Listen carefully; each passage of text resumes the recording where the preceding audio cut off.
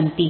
आज आहे 24/3/2024 ची अव्यक्त बापदादांची अव्यक्त मुरली. रिवाइज डेट आहे 13/3/98.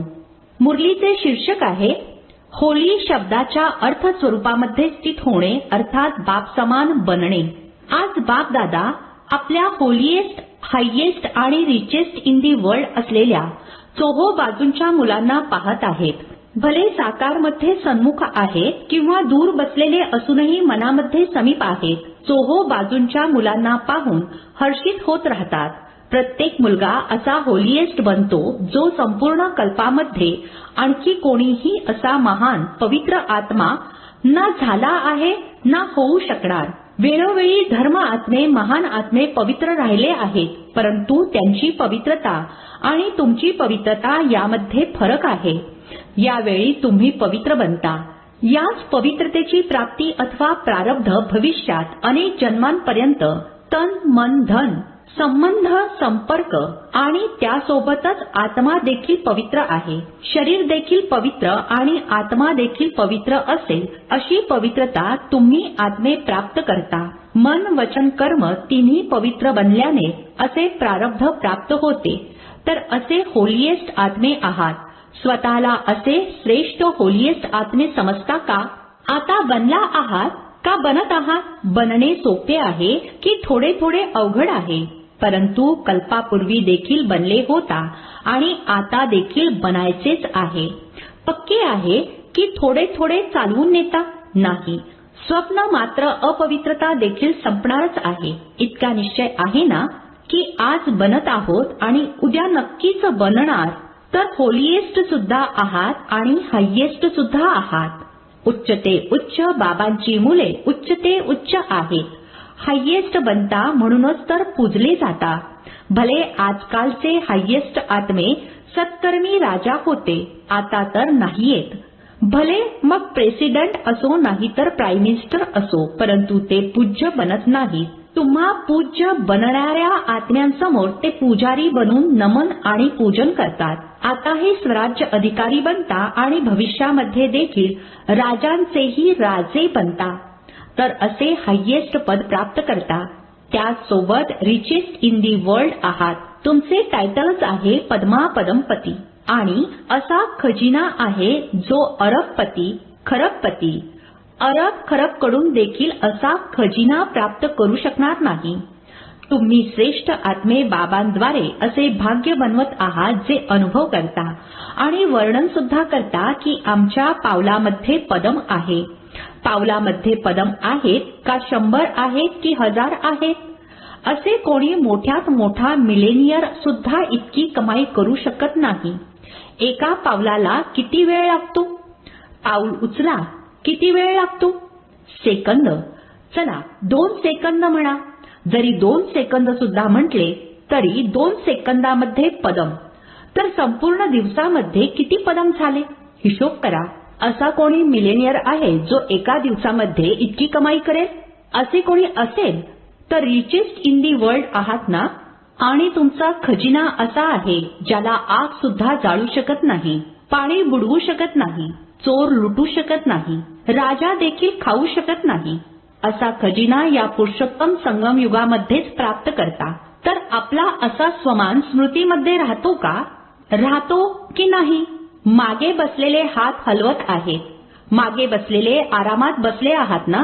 रिचेस्ट इन दी वर्ल्ड आहात तर आरामच आराम आहे. मोठ्यात मोठ्या युनिव्हर्सिटीमध्ये देखील शिकण्यासाठी असे कोचावर बसत नसतील, परंतु तुम्ही बेगर टू प्रिन्स आहात. बेगर देखील आहात आणि प्रिन्स देखील आहात. सर्वंश त्याग अर्थात बेगर, सर्व प्रकारची प्राप्ती अर्थात प्रिन्स. त्यागाशिवाय इतके मोठे भाग्य मिळू शकत नाही. त्यागाचेच भाग्य मिळाले आहे. तन मन धन संबंध सर्वांचा त्याग केला अर्थात परिवर्तन केले. तन माझे ऐवजी तुझे केले. मन धन संबंध एका शब्दाचे परिवर्तन केल्याने माझ्या ऐवजी तुझे झाले. आहे एका शब्दाचे परिवर्तन, परंतु याच त्यागाने भाग्याचे अधिकारी बनलात. तर भाग्यासमोर हा त्याग तो काय आहे? छोटी गोष्ट आहे की थोडी मोठी सुद्धा आहे. कधी कधी मोठी होते. तुझे म्हणणे अर्थात मोठ्या गोष्टीला छोटे करणे आणि माझे म्हणणे अर्थात छोट्या गोष्टीला मोठे करणे. काहीही हो, 100 हिमालयांपेक्षा मोठी समस्या येऊ देत, परंतु तुझे म्हणणे आणि पहाडाला कापसा समान बनविणे. मोहरी सुद्धा नाही, कापूस, जो कापूस सेकंदामध्ये उडून जाईल. तुझे केवळ म्हणायचेच नाहीये तर मानायचे. फक्त मानायचेच नाहीये तर त्याप्रमाणे चालायचे आहे. एका शब्दाचे परिवर्तन एकदम सोपे आहे ना? आणि फायदाच आहे, नुकसान तर काहीच नाही. तुझे म्हटल्याने संपूर्ण ओझे बाबांना दिले. तुझे तुलाच माहिती, तुम्ही फक्त निमित्त मात्र आहात. यामध्ये फायदा आहे ना? न्यारे आणि परमात्म्याचे प्रिय बनलात. जे परमात्म्याचे प्रिय बनतात ते विश्वाचे प्रिय बनतात. फक्त भविष्याची प्राप्ती नाहीये, वर्तमानमध्ये देखील प्राप्ती आहे. एका सेकंदामध्ये अनुभव देखील केला आहे आणि करून पहा. कोणतीही समस्या आली, तुझे म्हणा, माना आणि तुझे समजून करा, तर बघा ओझे हलके होते की नाही होत. अनुभव आहे ना? सर्व अनुभवी बसले आहात ना? परंतु होते काय? माझे माझे म्हणण्याची खूप सवय आहे ना? 63 जन्मांची सवय आहे. तर तुझे तुझे म्हणता, मग पुन्हा माझे म्हणता आणि माझे म्हटले अर्थात संपले. मग ती गोष्ट तर एका तासामध्ये, 2 तासामध्ये, एका दिवसामध्ये संपून जाते. परंतु जे तुझेला माझे केले त्याचा परिणाम बराच काळ चालतो. गोष्ट अर्ध्या तासाची असेल, परंतु मग पश्चातापाच्या रूपामध्ये असो किंवा परिवर्तन करण्याच्या हेतूने असो, ती गोष्ट वारंवार स्मृतीमध्ये येत राहते. म्हणून बाबा सर्व मुलांना सांगत आहेत, जर माझा शब्द यावर प्रेम आहे, सवय आहे, संस्कार आहे, म्हणायचेच आहे, तर माझे बाबा म्हणा. सवयीचे गुलाम असतात ना? तर जेव्हा पण माझे माझे येईल तेव्हा माझे बाबा म्हणून समाप्त करा. अनेक प्रकारच्या माझेला एका माझे बाबामध्ये सामावून टाका. रशियावाले एक डॉल घेऊन येतात ना, तर त्या एका डॉलच्या आतमध्ये दुसरी डॉल असते, मिळून एक डॉल होते. तसे तुम्ही देखील एक माझे बाबामध्ये अनेक प्रकारचे माझे सामावून टाका. बस, संपले. एवढे करू शकता ना? करता. परंतु कधी कधी माझेच्या विस्तारामध्ये जाता. आता कधी कधी आहे, नेहमीच माझे तुझे व्हावे यामध्ये नंबरवार आहेत, नंबर 1 सुद्धा आहेत, A1 सुद्धा आहेत, परंतु तरीही मागचे नंबर सुद्धा आहेत. तर होळी साजरी करण्यासाठी आला आहात ना? तर हाच मंत्र लक्षात ठेवा. मी बाबांची झाले, बनले, परमात्मा परिवाराची झाले अर्थात बनले. तर अशी होळी साजरी केलीत का? आता काय करायचे आहे? आता जाळायचे आहे की जाळले आहे? यामध्ये हो म्हणत नाही आहेत. पहा, भक्ती मार्गामध्ये जे काही उत्सव साजरे करतात, यादगार अर्थात स्मृती दिवस आहेत, परंतु ते काही न काही अर्थाने बनलेले आहेत. पहिले जाळायचे आहे आणि मग साजरे करायचे आहे. अगोदर साजरे करायचे आणि नंतर जाळायचे असे नाही. अगोदर भस्म करा, अशुद्धीला, कमजोरीला, वाईटाला जाळून टाका आणि नंतर साजरे करा. मग तुम्ही तर खूप पूर्वी जाळले आहे ना? का अजूनही थोडासा ओढणीचा कोपरा राहिला आहे? पांडव जो बुशर्ट किंवा ड्रेस घालतात त्याचा कोणता कोपरा राहिलेला आहे का? साडीचा कोपरा तर राहिलेला नाही आहे ना? वास्तविक पहा, आत्मिक दृष्ट्या साजरे करणे आणि तसे साजरे केल्याने शक्ती, अतिंद्रिय सुखाचा अनुभव करणे हे तेव्हाच करू शकता जर अगोदर जाळले असेल. मनोरंजनाच्या रूपामध्ये साजरे करणे ही वेगळी गोष्ट आहे. हे तर संगम युग आहे, मौज मजेचे युग. त्यामुळे मनोरंजनाच्या दृष्टीने देखील साजरे करता आणि करा देखील, भरपूर साजरे करा. परंतु परमात्मा रंगामध्ये रंगून जाणे अर्थात बाप समान बनणे हे आहे रंगामध्ये रंगून जाणे. जसे बाबा अशरीरी आहेत, अव्यक्त आहेत, तसे अशरीरीपणाचा अनुभव करणे किंवा अव्यक्त फरिश्तेपणाचा अनुभव करणे हे आहे रंगामध्ये रंगून जाणे. कर्म करा, परंतु अव्यक्त फरिश्ता बनून काम करा. अशरीरीपणाच्या स्थितीचा जेव्हा हवा तेव्हा अनुभव करा. असे मन आणि बुद्धी तुमच्या कंट्रोलमध्ये असावे. ऑर्डर करा, अशरीरी बना. ऑर्डर केले आणि झाले. फरिश्ते बना. जसे मनाला जिथे ज्या स्थितीमध्ये स्थित करू इच्छिता तिथे सेकंदामध्ये स्थित व्हा. असे नाही जास्त वेळ लागला, 5 सेकंद लागले, 2 सेकंद लागले. ऑर्डर प्रमाणे तर झाले नाही, कंट्रोलमध्ये काही राहिले नाही. कशीही परिस्थिती असेल, गडबड गोंधळ असेल, परंतु गडबड गोंधळामध्ये अचल होऊन राहा. अशी कंट्रोलिंग पॉवर आहे की फक्त असा विचार करत बसता की मला अशरीरी व्हायचे आणि यामध्येच वेळ निघून जातोय. बरीच मुले बऱ्याच वेगवेगळ्या पोज बदलत राहतात. बाबा पण बघत राहतात की मुले विचार करतात, अशरीरी बनावे आणि मग विचार करतात. अशरीरी म्हणजे आत्मा रूपामध्ये स्थित होणे. मी आहे तर आत्मा, शरीर तर नाहीच, आत्माच आहे. मी आले तेव्हा आत्माच होते, बनायचे देखील आत्माच आहे. आता या विचारामध्ये अशरीरी झालात का अशरीरी बनण्याचे युद्ध केलेत? तुम्ही मनाला ऑर्डर दिली, सेकंदामध्ये अशरीरी हो. हे तर नाही सांगितले की विचार करा, अशरीरी काय आहे, कधी बनणार, कसे बनणार. ऑर्डर तर मानली नाहीत ना, कंट्रोलिंग पॉवर तर झाली नाही ना. आता वेळेप्रमाणे याच प्रॅक्टिसची आवश्यकता आहे. जर कंट्रोलिंग पॉवरच नसेल तर अनेक परिस्थिती हलचलमध्ये आणू शकतात. म्हणून एक होली शब्दच लक्षात ठेवा तरी देखील खूप आहे. होली अर्थात जे झाले ते झाले आणि होली अर्थात बाबांची बनले. आणखीन काय बनलात? होली अर्थात पवित्र आत्मा बनलात. एक होली शब्द लक्षात ठेवा आणि एका होली शब्दाचे 3 अर्थ यूज करा. वर्णन करू नका. होली म्हणजे झाले ते झाले. झाले ते झाले असा विचार करत राहाल आणि वर्णनही करत राहाल असे नको. अर्थ स्वरूपामध्ये स्थित व्हा. विचार केला आणि झाले असेही नाही की विचार केला आणि विचारातच गर्क होऊन राहाल. नाही, जो विचार केला ते झालात, बनलात, स्थित झालात. बाप दादांनी ड्रिल करून घेतली. आता समयानुसार तुम्ही प्रत्येक जण निमित्त बनलेल्या सदैव आठवणीमध्ये आणि सेवेमध्ये राहणाऱ्या आत्म्यांना स्वपरिवर्तनाद्वारे विश्व परिवर्तनाचे व्हायब्रेशन पॉवरफुल आणि तीव्र गतीने वाढवायचे आहे.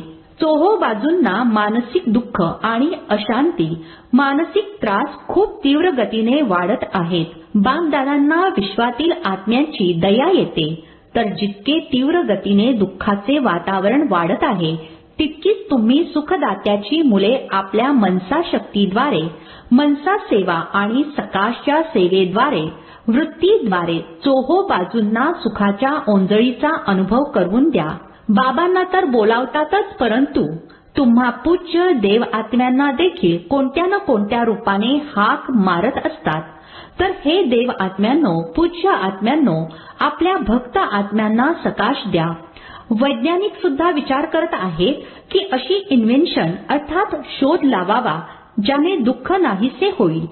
साधन सुखासोबत दुःख सुद्धा देते, परंतु दुःख न होता फक्त सुखाची प्राप्ती व्हावी यासाठी विचार जरूर करतात. परंतु जर स्वतःच्याच आत्म्याला अविनाशी सुखाचा अनुभव नसेल तर दुसऱ्यांना कसे देऊ शकतील? परंतु तुम्हा सर्वांजवळ सुखाचा, शांतीचा, निस्वार्थ खऱ्या प्रेमाचा स्टॉक जमा आहे.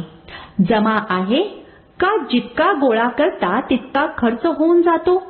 हे देखील चेक करा. जमा तर होतो, परंतु जमेसोबतच खर्च सुद्धा तर होत नाही ना. ज्ञानाचे खजिने तर खर्च केल्याने वाढतात, कमी होत नाहीत.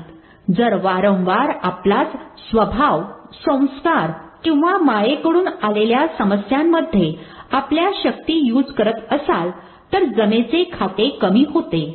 तर चेक करा, जमा केले परंतु खर्च सुद्धा केले, बाकी शिल्लक किती राहिले? कमावले आणि खाल्ले असे तर नाही ना. 2 दिवस कमावले आणि 1 दिवस तितकेच गमावले. जे जमा केले होते ते देखील खर्च करावे लागले. असे अकाउंट तर नाहीये ना. असेच कमावले आणि खाल्ले किंवा स्वतःसाठीच वापरून संपून टाकले तर 21 जन्मांसाठी काय जमा केलेत? जमा केलेल्याचा तर आनंद होतो, परंतु खर्चाचा हिशोब ठेवला नाही तर ऐन वेळेला फसवणूक होईल. जमेचे खाते देखील पहा, परंतु त्याच सोबत स्वयंप्रती खर्च किती केले, दुसऱ्याला कोणता गुण दिला, शक्ती दिली, ज्ञानाचा खजिना दिला, हा खर्च नाही आहे. ते जमेच्या खात्यामध्ये जमा होते, परंतु स्वयंप्रती वेळोवेळी खर्च केला तर खाते रिकामे होते. त्यामुळे व्यवस्थित विशाल बुद्धीने चेकिंग करा. जमेचे खाते खूप मोठे आणि भरपूर पाहिजे. आहे सोपे. जर प्रत्येक पावलामध्ये पदम जमा करत जाल तर जमेचे खाते खूप वाढत जाईल.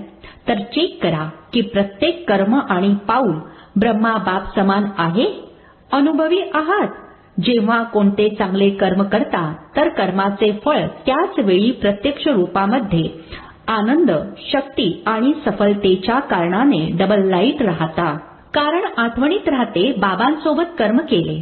आणि जर आता कोणतेही विकर्म होते तर त्याचा पश्चाताप खूप जास्त आहे. तसे तर आता कोणते विकर्म होता कामा नये. ती वेळ तर आता निघून गेली आहे. परंतु आता कोणते व्यर्थ संकल्प किंवा व्यर्थ कर्म, व्यर्थ बोल, व्यर्थ संबंध संपर्क देखील नसावा. कारण व्यर्थ संबंध संपर्क देखील खूप फसवणूक करतात. जसा संग तसा रंग लागतो. बरीच मुले खूप चतुर आहेत. म्हणतात आम्ही तर संग करत नाही, परंतु ते मला सोडत नाहीत.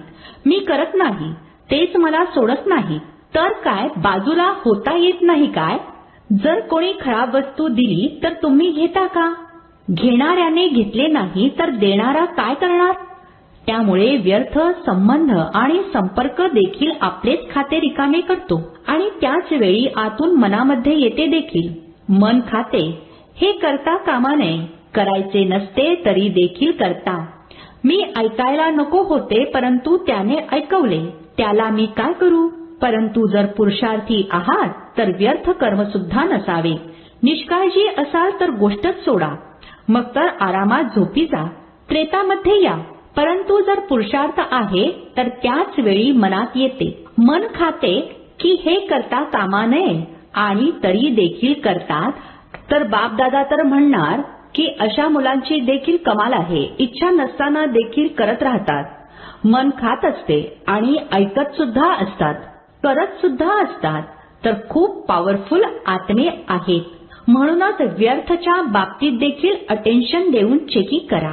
अच्छा, चोहो बाजूंच्या होलिएस्ट आत्म्यांना, सदैव हायएस्ट स्थितीमध्ये स्थित राहणाऱ्या हायएस्ट आत्म्यांना, सदैव सर्व खजिन्यांनी संपन्न रिचेस्ट आत्म्यांना, सदैव प्रत्येक पावलामध्ये पद्म जमा करणाऱ्या, बाप समान बनणाऱ्या श्रेष्ठ आत्म्यांना, सदैव रेहमदिल क्षमेच्या सागराची मुले, मास्टर क्षमा करणाऱ्या आत्म्यांना, विश्वाच्या दुःखी आत्म्यांना, सकाशद्वारे सुख शांतीची ओंजळी देणाऱ्या आत्म्यांना, प्रत्येक वेळी आपल्या जमेच्या खात्याने भरपूर राहणाऱ्या अति तीव्र पुरुषार्थी आत्म्यांना बापदादांची प्रेमपूर्वक आठवण आणि नमस्ते. आजचे वरदान आहे, होली शब्दाच्या अर्थाला जीवनामध्ये आणून पुरुषार्थाच्या स्पीडला वाढविणारे तीव्र पुरुषार्थी भव.